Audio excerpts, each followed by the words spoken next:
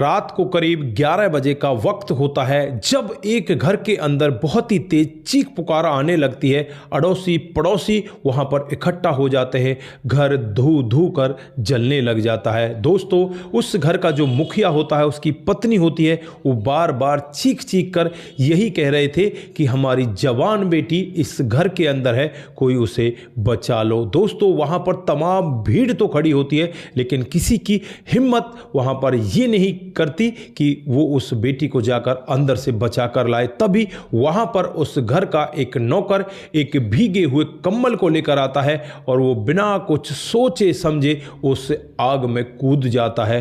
दोस्तों, उसके बाद यहां पर क्या होता है, क्या ये लड़का उस लड़की को बचा पाता है या खुद भी झुलस कर उसी आग के हवाले हो जाता है। आग बहुत ही ज्यादा जल रही होती है। दोस्तों, पूरा मामला डिटेल के साथ जानने के लिए वीडियो को अंत तक जरूर देखिएगा। आगे बढ़ने से पहले हमारी वही रिक्वेस्ट की जो हमारे चैनल के साथ नए हैं, कृपया करके चैनल को फॉलो कर ले, बेल आइकन को जरूर प्रेस करें। नमस्कार, जय हिंद। आप देख रहे हैं एपीएच न्यूज राहुल रावत के साथ। दोस्तों, आज की जो हकीकत की घटना आप लोगों को बताने जा रहा हूं, ये उत्तर प्रदेश के प्रतापगढ़ की रहने वाले देवेंद्र और उसके परिवार के लोगों की है। दोस्तों, यहां पर इस परिवार में कुल मिलाकर 4 लोग होते हैं। जो देवेंद्र होता है, इस परिवार का बड़े वाला बेटा होता है। इसके पिता का नाम रामलाल होता है, माँ का नाम बिमला होता है और छोटे भाई का नाम मनीष होता है।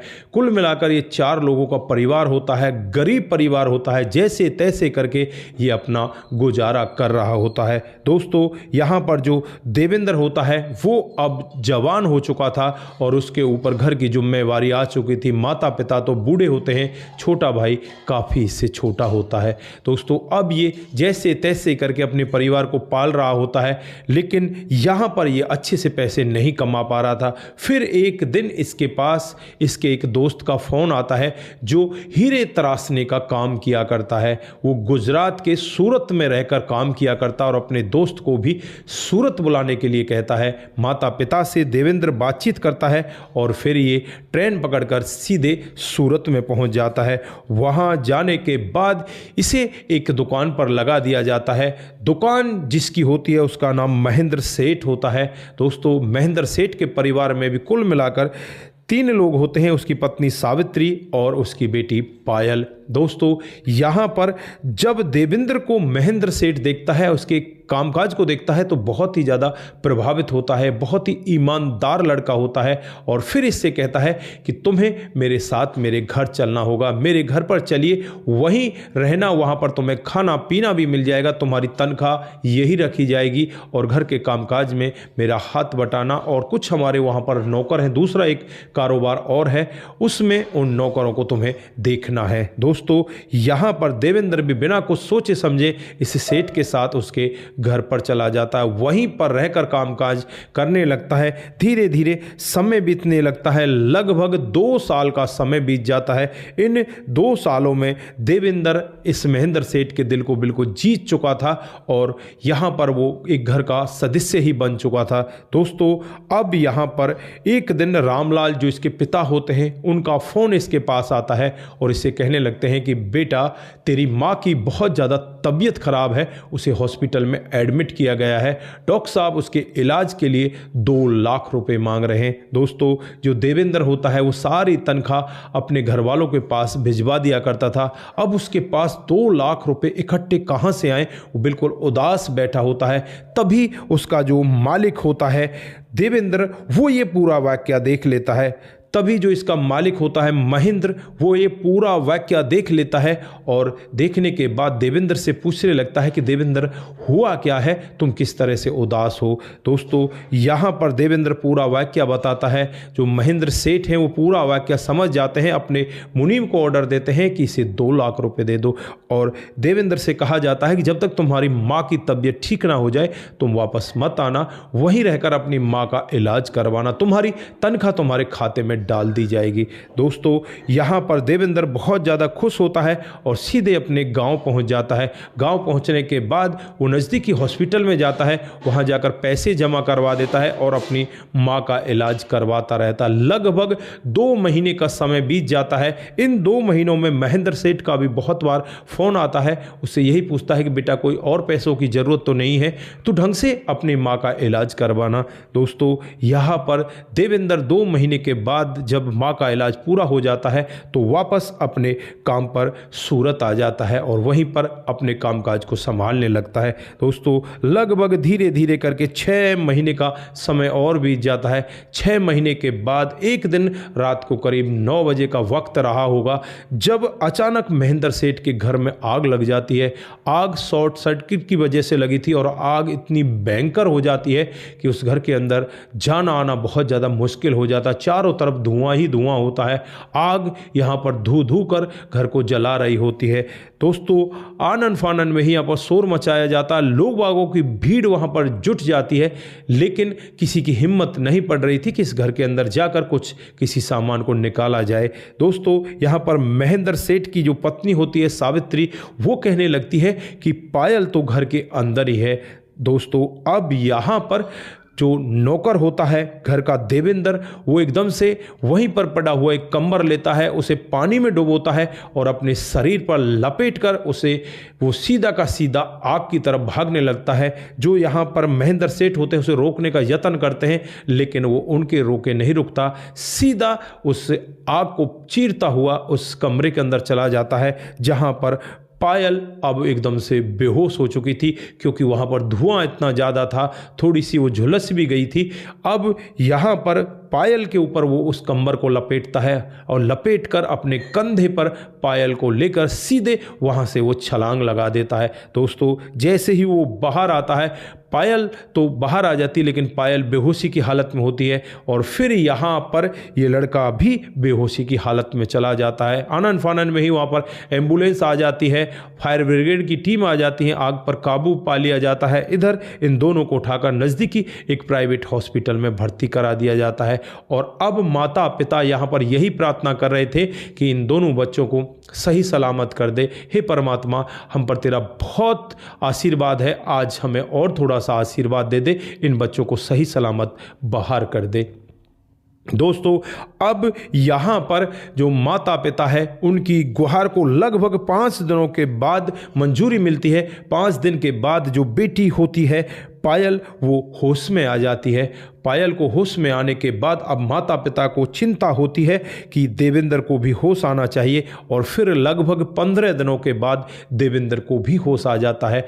देवेंद्र जब होश में आता है तो यहाँ पर जो ये मालिक और मालकिन होते हैं, जो बेटी होते हैं, सभी के सभी इस देवेंद्र को लेकर अपने घर पर पहुँच जाते हैं और वहाँ पर लगभग 1 महीने तक इसकी बहुत अच्छे से खातिरदारी सेवा की जाती है और फिर ये बिल्कुल दुरुस्त हो जाता है। दोस्तों फिर यहाँ पर ये कामकाज को करने लगता है। जब यहाँ पर बेटी पायल को पता चलता है कि उसकी जान बचाने के लिए देवेंद्र ने अपनी जान की फिक्र ना की, तो पायल को भी अब देवेंद्र बहुत अच्छा लगने लगता है, उसके प्रति प्यार आने लगता है। दोस्तों देवेंद्र यहाँ अपनी मर्यादा में रहना चाहता है। उसे डर था कि तूने अगर कुछ ऊपर नीचे कोई बात की तो तेरे लिए अच्छा नहीं होगा, क्योंकि तू इस घर का नौकर है, तू मालकिन के साथ ऐसा नहीं कर सकता। दोस्तों वो अपने आप को बचाने का यत्न करता है, लेकिन पायल बार बार बहाने से उसके पास आ जाया करती और उसे इसी तरह से छेड़ा करती। यहाँ पर देवेंद्र अपने आप को बचाता हुआ अपने कामकाज को कर रहा होता है। एक दिन का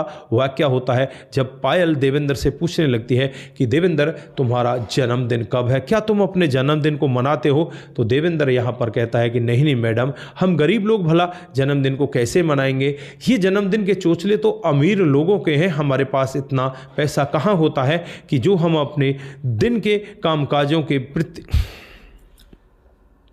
हमारे पास इतना पैसा भला कहाँ होता है कि हम अपने जो खर्चे हैं उनसे कुछ बचा सकें। दोस्तों यहाँ पर पायल कुछ नहीं कहती और 2 दिन के बाद जब देवेंद्र का जन्मदिन आता है तो यहाँ पर देवेंद्र को एक कमरे के अंदर ले जाती है, वो देवेंद्र की आंखों पर पट्टी बांध देती है और उससे कहने लगती है कि आज तुम्हारे जन्मदिन का तुम्हें सरप्राइज दिया जाएगा। और फिर उसके बाद एक कमरे के अंदर उसे लेकर जाती है। जब पट्टी खोली जाती है तो चारों तरफ हैप्पी बर्थडे टू यू की गूंजने लगती है। यहाँ पर जो पायल है उसके माता पिता और बहुत सारे नौकर भी यहाँ पर होते हैं, सभी यहाँ देवेंद्र को हैप्पी बर्थडे बोल रहे होते हैं। और पायल अब देवेंद्र के हाथ में एक चाबी थमा देती है और कहती है कि ये तुम्हारे बर्थडे का गिफ्ट है। दोस्तों वो चाबी एक बाइक की होती है, जो बाइक उसे दिलो जान से पसंद थी, आज उसे वो बाइक मिल जाती है। दरअसल जब भी ये लड़की इस लड़के को लेकर कभी पेपर वगैरह देने जाती, कभी घूमने के लिए जाती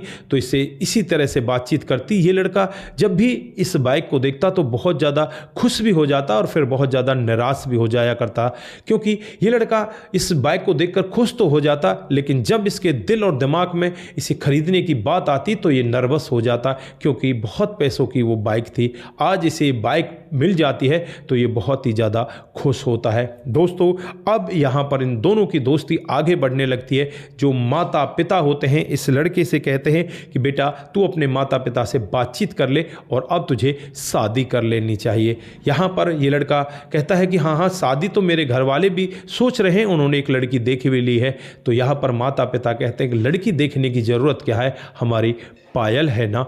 दोस्तों अब यहाँ पर देवेंद्र कुछ कह ही नहीं पाता, वो ऊपर का ऊपर और नीचे का नीचे देखता रह जाता है कि ये लोग कह क्या रहे हैं। पायल भी सामने आ जाती है और पायल कहने लगती है कि देवेंद्र तुमने मेरी जान बचाई थी, उसी दिन से इस जान पर, इस पूरे शरीर पर तुम्हारा हक बन चुका है और अब ये पूरा का पूरा शरीर, पूरा जीवन तुम्हारे हवाले है। दोस्तों यहाँ पर देवेंद्र बहुत ज़्यादा खुश होता है। देवेंद्र अपने माता पिता को पूरा वाक्य बताता है। फिर यहाँ पर बड़ी ही खुशी के साथ इन दोनों की शादी करा दी जाती है।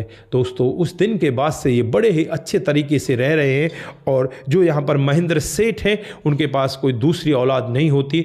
अब इस देवेंद्र को ही वो अपना बेटा मानते हैं और पूरा कारोबार का भार इसके ऊपर दे दिया जाता है। तो दोस्तों ये रही आज की एक ईमानदार लड़के की छोटी सी कहानी। आप लोगों को कैसी लगी? अगर आपको जरा सी भी प्रभावित करती है, जरा सी भी अच्छी लगती है तो दोस्तों के साथ जरूर साझा करके जाएं। दोस्तों आज के लिए बस इतना ही, फिर मिलते हैं किसी नए मोड के साथ। तब तक के लिए आप अपना ख्याल रखें, परिवार का ख्याल रखें, सतर्क रहें, सावधान रहें। दोस्तों जिन साथियों ने हमारे पिछले वीडियोज पर कमेंट किए थे उनका नाम हम यहाँ पर आज बारी बारी से लेने वाले हैं। दोस्तों जो सबसे पहला कमेंट आता है वो रघु रावत का आता है। वो लिखते हैं कि आपकी कहानी बहुत ही बेहतर होती है, बहुत बहुत धन्यवाद। उसके बाद जीतू सौरभ जी हमें कमेंट करते हैं। जीतू जी आपका बहुत बहुत धन्यवाद।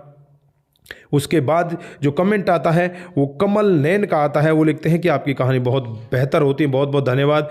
रोहितास गुज्जर हमें कमेंट करते हैं, कभी कभी हमारा नाम भी लिया करो, हम नीम का थाना सीकर राजस्थान से हैं। बहुत बहुत धन्यवाद रोहितास गुज्जर जी, आपका नाम जरूर लिया जाएगा। समाधान पाटिल जी, भाई साहब तुम लोग बहुत मेहनत करते हो लेकिन फिर भी लोग नहीं समझते। समाधान पाटिल जलगांव महाराष्ट्र से, बहुत बहुत धन्यवाद समाधान पाटिल जी। रतनलाल शर्मा जी, राम राम भाई साहब, आपकी कहानी बहुत अच्छी लगती है, मेरा नाम लेना बंद कर दियो भाई साहब। क्यों जी, आपका नाम लेना क्यों बंद कर दिया? नहीं नहीं, हम आपका नाम हर दिन लेते हैं, आप ऐसे ही कमेंट करते रहें, हम आपका नाम जरूर लेते रहेंगे। बिमला ग्रिप्स जी, जय श्री कृष्णा, जय श्री कृष्णा। बिमला जी आपका बहुत बहुत धन्यवाद, आप इसी तरह से हमारे साथ कमेंट करते रहें। धर्मेंद्र कुमार शर्मा जी, बहुत सुंदर कहानी है सर जी, मैं बक्सर बिहार से हूँ, बहुत बहुत धन्यवाद। उसके बाद में जो कमेंट आता सपन देह का आता है, बहुत बहुत धन्यवाद। और उसके बाद में जो कमेंट आता है राजू रस्तोगी का आता है, बहुत बहुत धन्यवाद। मोनू जैन जी कमेंट करते हैं।